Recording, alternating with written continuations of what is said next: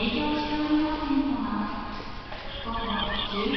forms of power in international relations study could be traced back to his seminal book co-authored with Robert Cohen, Power and Interdependence, in which he developed the concepts of asymmetrical and complex interdependence, certainly the themes that are at the heart of how we look at how the world functions today. Joe Nye is the Harvard University Distinguished Service Professor. He was Dean of the Kennedy School of Government from 1995 to 2004. He has served twice in high levels in the U.S. government, first during the Carter administration from 1977-79 as Deputy to the Undersecretary of State for Security Assistance and as Chair of the National Security Council Group on Non-Proliferation of Nuclear Weapons. And then later, from 1993 to 1995, when we were serving together, he served as U.S. Assistant Secretary of Defense for International Security Affairs, really the key position in the entire U.S. Defense Department, and Chair of the National Intelligence Council. In the 2008 poll of international relations scholars, Joe Nye was named the most influential analyst in the world of U.S. foreign policy. His most recent books are The Future of Power, published this year, The Powers That Lead, published in 2008, Soft Power, certainly trading on power relationships, the means of success in world politics, and The Paradox of American Power. He is a member of the American Academy of Arts and Sciences and an honorary member of the British Academy, and perhaps most important for all of us here, he has graciously accepted mine and Wolfgang's invitation to serve on the International Advisory Board of the School of Public Policy and International Affairs. So let me also welcome Wolfgang Reinecke, who is now quite familiar to all of you as the inaugural Dean of the School of Public Policy and International Affairs, a distinguished scholar with strong roots in transatlantic practice and academia in Europe and the United States. Dean Reinecke will chair this Rector's Lecture and inaugural lecture of the School of Public Policy and will moderate the discussion afterwards. So please join me in welcoming Joe Nye to Central European University.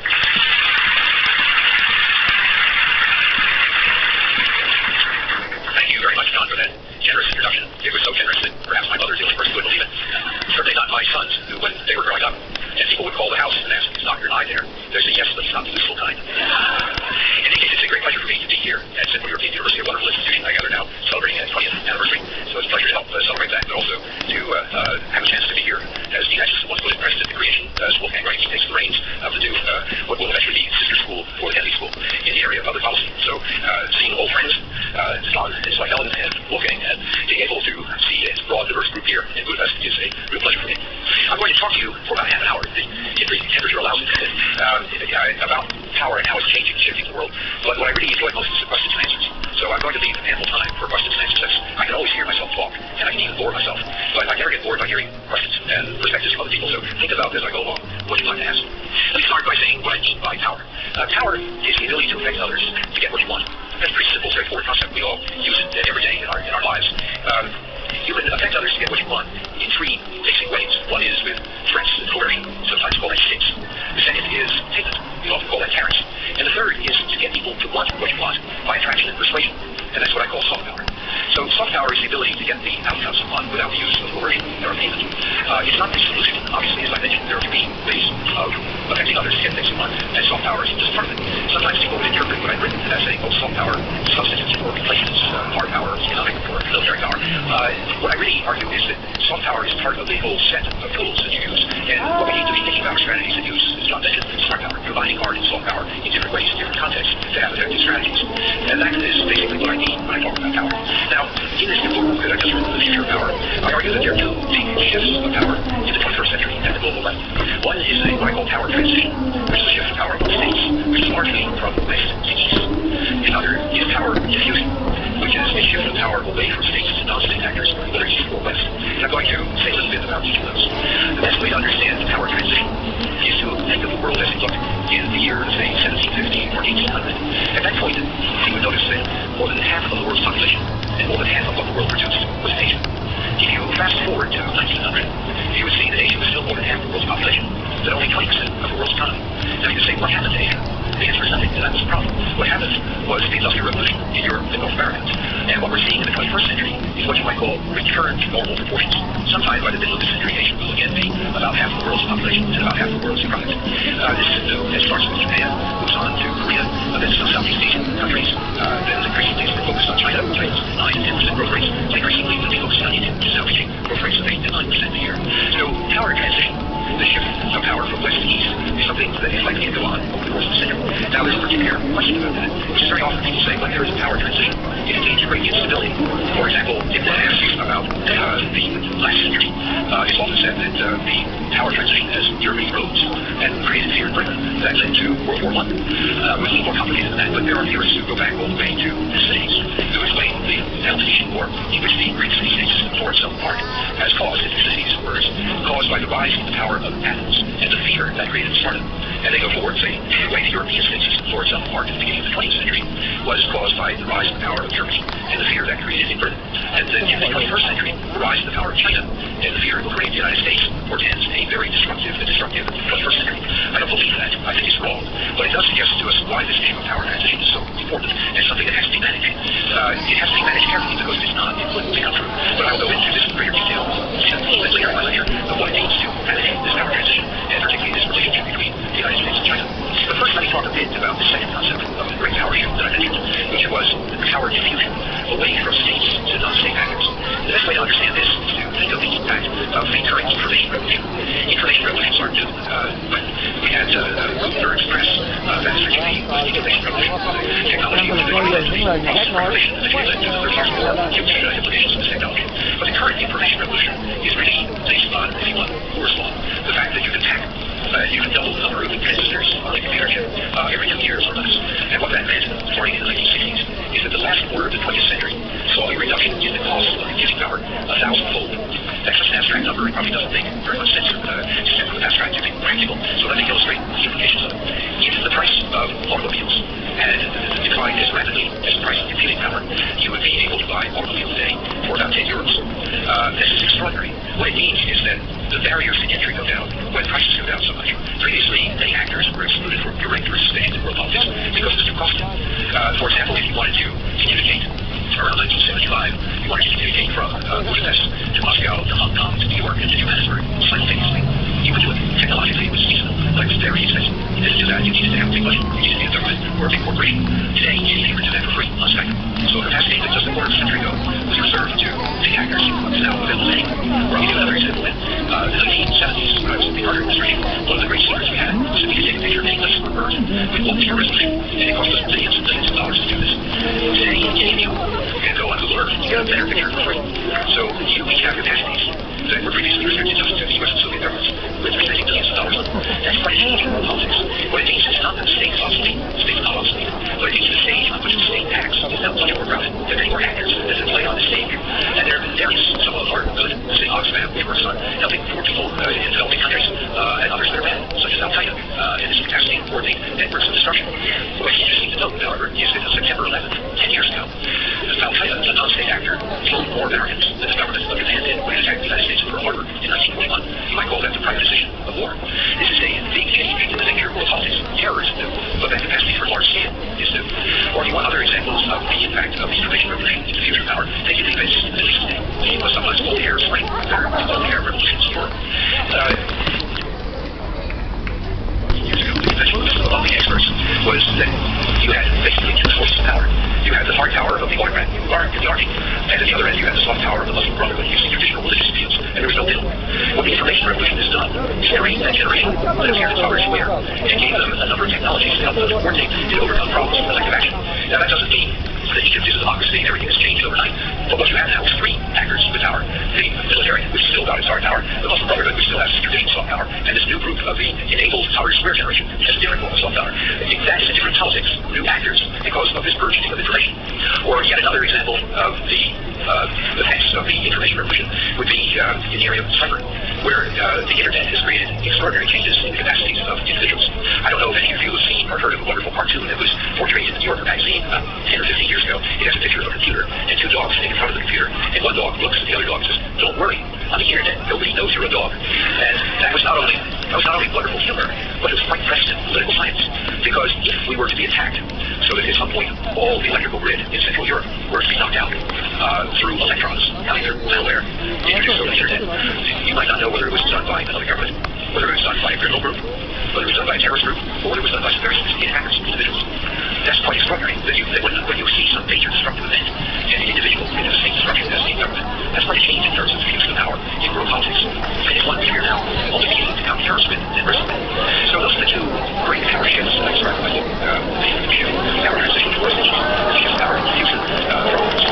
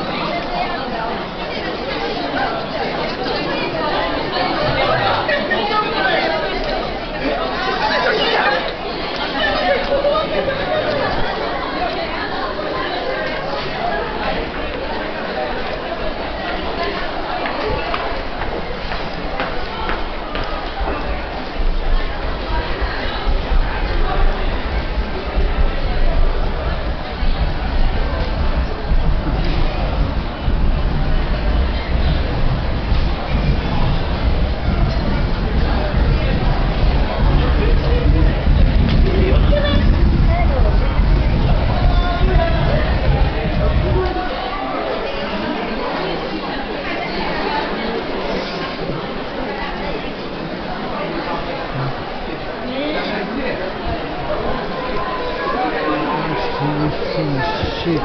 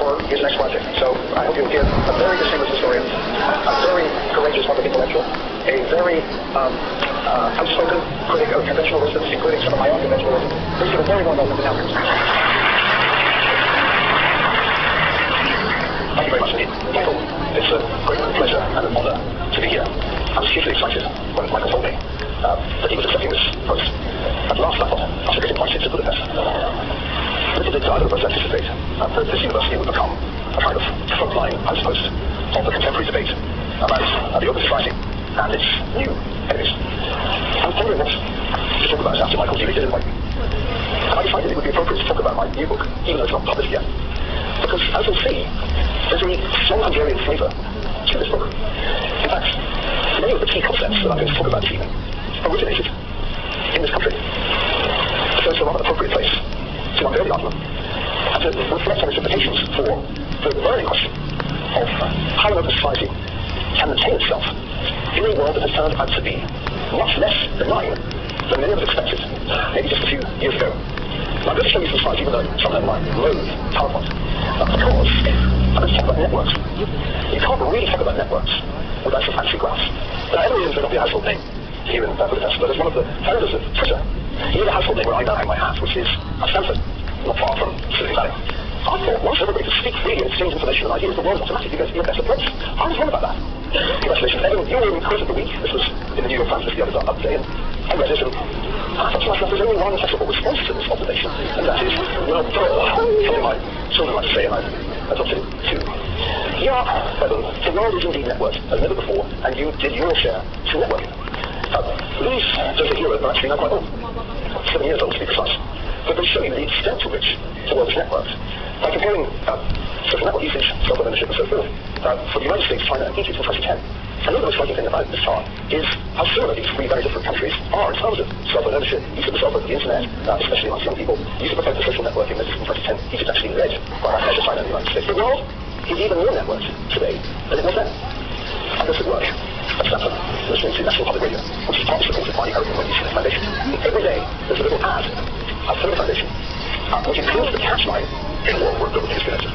And I hear that every day, a world where everything is connected. The line has become the dominant cliche of our time. The question is not, is the world more connected than ever before? Of course it is. The question is why it didn't turn out to be that great. Why it's not totally awesome. It was supposed to be awesome. Some of those famous things shown about the internet was said by this man, John Perry Barlow, back in the early days of open source software. Barlow refers, he actually sent it as an email from Davos, appropriately enough, the Declaration of Independence of Cyberspace. Here's some great Barlow quotes. We're creating a world where anyone, anywhere, may express their abilities no matter how single, without fear of being coerced into silence or conformity. In cyberspace, the First Amendment is a local ordinance. To go back to the 19th century, there was teenage utopianism, and you're still encounter that utopianism. For example, if you read Mark Zuckerberg's blog post, which I think he published in February, challenging implicitly the Trump administration with a vision of a global community with universal norms. I never believed in this. I was always deeply skeptical about this vision of a world of connected netizens. All equal. All with the same rights. One reason for my skepticism has to do with my education. I grew up in Scotland, in central Scotland, which is the most western part of Eastern Europe that you'll ever visit. Everybody who spent his childhood in Glasgow in the 1970s found nothing in Eastern Europe to surprise him when he went there for the first time. The ideologies, the deep-rooted cynicism, the assumption that people in authority are corrupt, all that I grew up with. It was the way the Labour Party ran the Scottish National Council. And so I visited traveled to what was then called Eastern Europe, which is where Workers' Revival in 1989. I agreed with many of my deepest held assumptions and it. And it's really why I excessively read Dostoevsky. And it's no from underground that I want to quote from here. Because if Dostoevsky had been around Silicon Valley in the 1990s and had met Barlow, or if he met Zuckerberg today and he listened to, the cyber battle of the global utopia, he would say something like this. So he actually said in response to an earlier utopian generation of utilitarians who began to hypothesize the potential of social science that may be possible for human actions to become possible. It's the struggle of man himself will give up everything of his own free will. That's Dostoevsky in those from underground. But there are natural laws in the universe, whatever happens to it happens outside his will. Any given activity is something like everything. So that's the number 108,000. And transferred to the timetable. There are people at Google working on this right now. None of them have read Dostoevsky. The real idea of this is not too much of this company to sound familiar. But then there might be important and brilliant. But the man possessed to act in a way that kills like that. And one of those we find it to tell. One saying we understand choice, one saying to the bars, one saying country, sometimes what happens. A man can wish upon himself in 4 words, something hard and stupid, and even completely idiotic, in order to establish his rightfulness for the most idiotic things. This is in some ways an explanation of last year's election in the United States. It's an explanation of a great many things. John Kerry once unwittingly made the mistake of telling a joke in Berlin. You should never, if you're going to tell a joke, do it in Germany. But Kerry, when he was Secretary of State, said, there is a right to be stupid. And he thought this was maybe like the German audience were writing it down. That's in my effect. That's in the end. Well, the right to be stupid is really what Dostoevsky's talking about here. And the designers of the internet forgot about that. Probably because they really hadn't read Dostoevsky. But that's not the answer I want to give you this evening. The answer I want to give you this evening is the question, why did it turn out to be so awful? Why is cyberspace not paradise, but a kind of inferno? It's different from Dostoevsky's answer. I'm going to give you a more Hungarian answer and a less Russian answer to the question. And the answer has to do with networks and their peculiar properties. Now, I'm very struck by the fact that many people talk about networks casually. They use the term on an almost daily basis. If you search the New York Times on any given day, you will find the word network in multiple contexts. It's perhaps the most overused use word about time. But the proportion of people using the word who understand even the most fundamental, basic elements of network science is tiny. And I want to argue this evening that if you don't understand the properties of networks, you're doomed not to understand the consequences of creating the world's biggest social network, which is roughly speaking what we've done. In this diagram, I tried to sketch the key